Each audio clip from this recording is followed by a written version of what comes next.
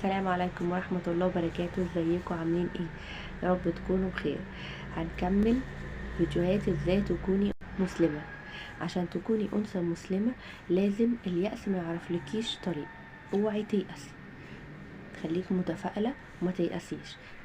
فلو حصل لك اي ابتلاء فعايزة اقولك ما تزعليش وما تيأسيش من رحمة ربنا. اوعي تيأسي من رحمة ربنا، لا.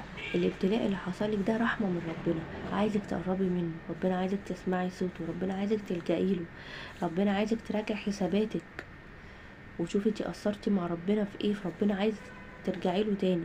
فدايما دايما ادعوا ربنا، ردنا اليك ردا جميلا، يعني ربنا ردنا ليك رد جميل كده بلطف وبرحمه، ما بقاش فيه ابتلاء شديد عشان نرجع لربنا.